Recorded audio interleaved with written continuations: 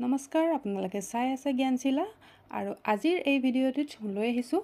সাধাৰণ জ্ঞানৰ ওপৰত গুৰুত্বপূৰ্ণ প্ৰশ্নসমূহ আহিবলগীয়া চতুৰ্থ বৰ্গৰ পৰীক্ষাৰ কাৰণে ঠিক আছে ভিডিঅ' সম্পূৰ্ণকৈ চাওক স্কিপ নকৰিব আৰু ভিডিঅ'ৰ আপডেটসমূহ পাই থাকিবলৈ তো যিসকলে আজি প্ৰথম আমাৰ ভিডিঅ' চাইছে তোমালোকে চেনেলটো সাবস্ক্ৰাইব কৰি থবা যাতে নেক্সট আপডেটছখিনি তোমালোকে সময়মতে পাই থাকা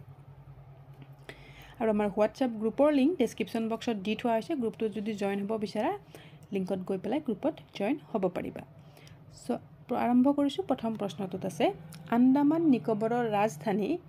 পোৰ্ট ব্লেয়াৰৰ নতুন নাম কি তো ইয়াতে আছে শান্তিপুৰম বিজয়পুৰম ৰামপুৰম মল্লপুৰম তো আমি এটো জানো যে আন্দামান নিকোবৰৰ ৰাজধানী কি হয় পোৰ্ট ব্লেয়াৰ হয় বাট এতিয়া ৰিসেন্টলি পোৰ্ট ব্লেয়াৰৰ নামটো হলনি কৰি পেলাই কৰা হৈছে কি শুদ্ধ উত্তৰ অপচন বি হ'ব বিজয়পুৰম ঠিক আছে তাৰ পিছত নেক্সট কোৱেশ্চন মানুহ হোৱাৰ গৌৰৱ নামৰ কিতাপখনৰ ৰচক কোন হোমেন বৰগোহাঁই ভবেন্দ্ৰনাথ শইকীয়া নীলমণি ফুকন নে লক্ষ্মীনাথ বেজবৰুৱা কি হ'ব শুদ্ধ উত্তৰ মানুহ হোৱাৰ গৌৰৱ এখন লিখিছে হোমেন বৰগোহাঁই দেৱে ওকে নেক্সট কোৱেশ্চনটো আছে ভাৰতীয় জাতীয় কংগ্ৰেছৰ প্ৰথম অধিৱেশন ক'ত অনুষ্ঠিত হৈছিল দিল্লী কলকাতা বম্বে চেন্নাই কি হ'ব জাতীয় কংগ্ৰেছৰ প্ৰথমখন অধিৱেশন অনুষ্ঠিত হোৱা ঠাইটো আছিল বম্বে 1885ত ঠিক আছে স্বৰাজ পাৰ্টি কেতিয়া গঠন হৈছিল স্বৰাজ পাৰ্টি গঠন হোৱা চনটো সুধিছে 1920 21 22 23 কি হ'ব তো শুদ্ধটো হ'ব 1923 চনত গঠন হৈছিল স্বৰাজ পাৰ্টি নেক্সটটোত আছে মাউণ্ট এভাৰেষ্ট আৰোহণ কৰা প্ৰথম অসমীয়াজন কোন হয় মাউণ্ট এভাৰেষ্ট বগাবলৈ সক্ষম হোৱা প্ৰথম অসমীয়াজনৰ নাম সুধিছে ভগেশ্বৰ বৰুৱা ৰাঘৱ ডেকা শিৱ থাপা তৰুণ শইকীয়া আৰু কি হ'ব শুদ্ধ উত্তৰটো হ'ব অপচন ডি তৰুণ শইকীয়া নেক্সট অসমীয়া বৰ্ষপঞ্জীৰ অন্তিম মাহটো কি হয় মাঘ ফাগুন চ'ত বহাগ তো আমি জানো আমাৰ অসমীয়া ক্যালেন্ডাৰৰ শেষৰ মাহটো কি হয় ইজি হয় এটো একেবাৰে চ'ত মাহ হয় একেবাৰে শেষৰ মাহটো কোচ ৰাজবংশ কোনে প্ৰতিষ্ঠা কৰিছিলে চুকাফা বিশ্বসিংহ নৰনাৰায়ণ চিলাৰায় তো কোচ ৰাজবংশ আমাৰ অসমত প্ৰতিষ্ঠা কৰিছিলে কোনে তেখেত হয় কোন অপচন বি বিশ্বসিংহ নৰনাৰায়ণ নহয় বহুতে নৰনাৰায়ণ বুলি ভাবে বিশ্বসিংহ হ'ব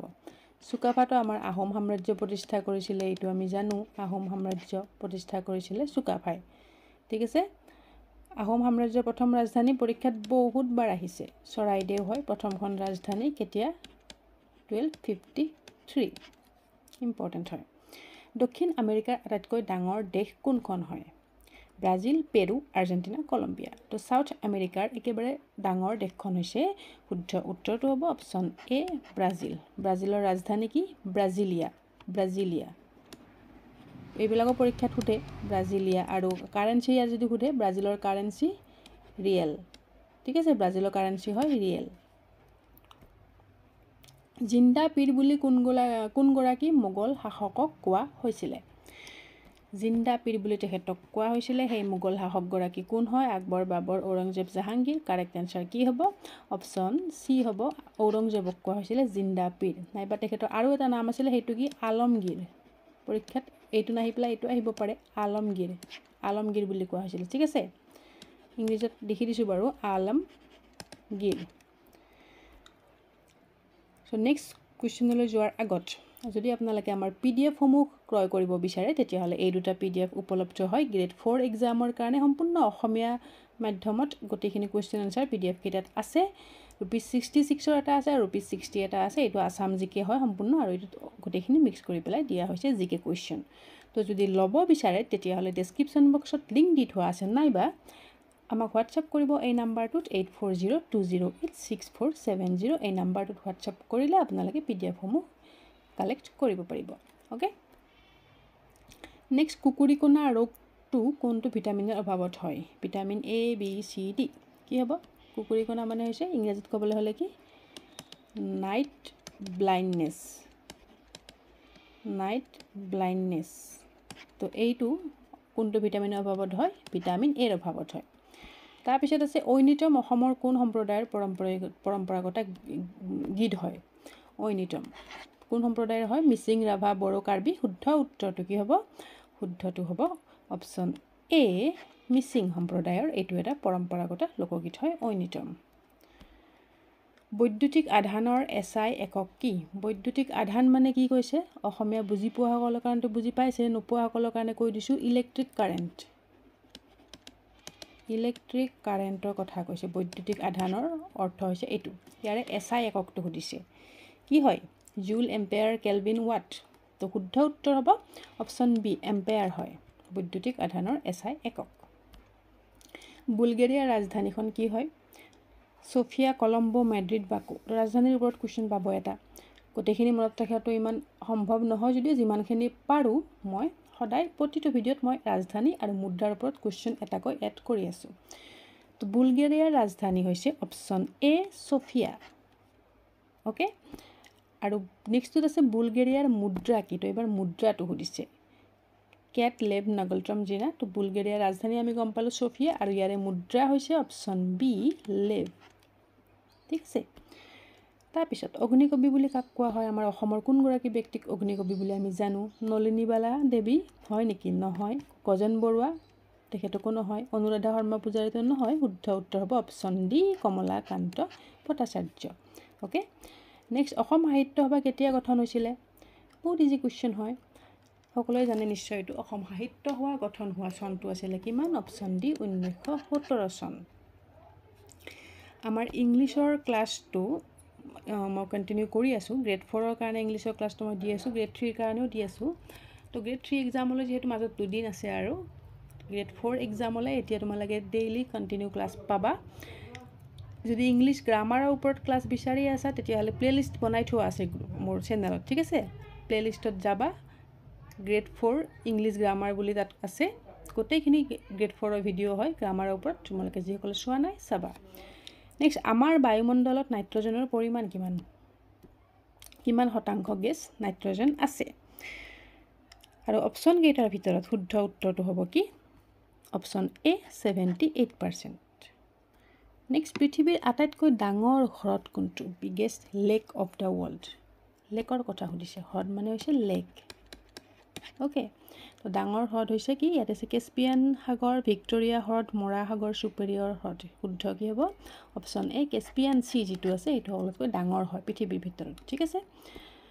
এক্স-ৰে কোনে আৱিষ্কাৰ কৰিছিলে এক্স-ৰেৰ আৱিষ্কাৰক গৰাকী কোন আছিল ইয়াতে অপশ্যনকেইটা মই ইংৰাজীত এইকাৰণে দিছোঁ এই শব্দবিলাক অসমীয়াত লিখিবলৈ অকণমান জটিল হয় আৰু প্ৰনাউন্সিয়েশ্যনবিলাক অসমীয়াত কৰিবলৈ দিগদাৰ তো এইকাৰণেহে মই ইয়াতে ইংৰাজীত দিছোঁ তো ইয়াতে আছে উইলহেম ৰংটেন লেৰী পেজ ৰয় টমলিনছন গ্ৰাহাম বেল শুদ্ধ কোনটো হ'ব শুদ্ধ হ'ব অপশ্যন এ শুদ্ধ হ'ব এক্স-ৰে আৱিষ্কাৰক আছিলে উইলহেম ৰংটেন ঠিক আছে অসম সাহিত্য সভাৰ প্ৰতীক চিহ্নটো কোনে অংকন কৰিছিলে ঠিক আছে অসম সাহিত্য সভাৰ লগো কোনে ডিজাইন কৰিছে সুধিছে তো কি হ'ব শুদ্ধ উত্তৰ নিশ্চয় তোমালোকে উত্তৰটো পাৰিছা শুদ্ধ উত্তৰ হ'ব অপশ্যন বি যুগল দাস অসম সাহিত্য সভাৰ যিটো ৱেলকাম চং বা আৰম্ভণি গীত যিটো হয় সেইটো হয় চিৰচেনেহী মোৰ ভাষা জননী সেইটো লিখিছিলে কোনে মিত্ৰদেৱ মহন্ত অসম বিধানসভাৰ প্ৰথম অধ্যক্ষ কোন আছিলে বিষ্ণুৰাম মেধি কালিৰাম মেধি বসন্ত কুমাৰ দাস অমিয় কুমাৰ দাস কি হ'ব তো অসম বিধানসভাৰ প্ৰথম অধ্যক্ষ আছিলে অপশ্যন চি বসন্ত কুমাৰ দাস ক্লিয়াৰ নেক্সট অন্ধ্ৰপ্ৰদেশৰ ৰাজধানী কি হয় অমৰাৱতী চেন্নাই তামিলনাডু মদুৰাই কি হ'ব তো অন্ধ্ৰপ্ৰদেশৰ ৰাজধানী হয় অপশ্যন এ অমৰাৱতী বিশ্ব ৰেডিঅ' দিৱস কিমান তাৰিখে পালন কৰা হয় ৰেডিঅ' দিৱস সুধিছে ৱৰ্ল্ড ৰেডিঅ' ডে তো ইয়াতে আছে 13 ফেব্ৰুৱাৰী 26 নৱেম্বৰ 17 জানুৱাৰী 1 মে এইটো মনত ৰাখিবলৈ সহজ 14 ফেব্ৰুৱাৰী ডেটটো সকলোৰে মনত থাকে হয়নে নহয় তো তাৰ আগদিনাখন অৰ্থাৎ 13 ফেব্ৰুৱাৰীত হয় বিশ্ব ৰেডিঅ' দিৱস okay next national stock exchange ক'ত অৱস্থিত ক'ত আছে আমাৰ national stock exchange Delhi Chennai Kolkata Mumbai আৰু এইটো আছে আমাৰ অপশ্যন ডি মুম্বাইত আছে নেশ্যনেল ষ্টক এক্সচেঞ্জ আৰু লাষ্ট কুৱেশ্যন বেদনাৰ উল্কা কবিতা পুথিখনৰ ৰচক কোন হয় কোনে লিখিছে এইখন বেদনাৰ উল্কা ৰজনীকান্ত বৰদলৈ, অম্বিকাগিৰি ৰায়চৌধুৰী, লক্ষ্মীনাথ বেজবৰুৱা, ভৱেন্দ্ৰনাথ শইকীয়া। শুদ্ধটো হ'ব কোনটো? শুদ্ধ উত্তৰটো হ'ব অপশ্যন বি, অম্বিকাগিৰি ৰায়চৌধুৰীয়ে লিখিছিলে বেদনাৰ উল্কা। তেখেতকৈ কোৱা হয় কি বুলি? অসম কেশৰী বুলি। এইটো মই আগৰ ভিডিঅ'ত অলৰেডি কৈছোঁ, অসম কেশৰী। ঠিক আছে, অ'কে। তো আজিৰ ভিডিঅ'টোৰ কাৰণে এইখিনি হয়। প্ৰশ্ন উত্তৰ কিমানটা শুদ্ধ হ'ল তোমালোকৰ স্ক'ৰবিলাক আমাক জনাবলৈ নাপাহৰিবা। আৰু যিয়ে প্ৰথম আমাৰ ভিডিঅ' চাইছে, যদি ভাল পাইছা ভিডিঅ' লাইক কৰিবা আৰু চেনেলটো ছাবস্ক্ৰাইব কৰি থ'বা, যাতে নেক্সট ভিডিঅ'ৰ আপডেটসমূহ তোমালোকে সময়মতে পাই থাকা। Okay, so' thank you so' much. Still then keep learning, keep sharing, see you চুন।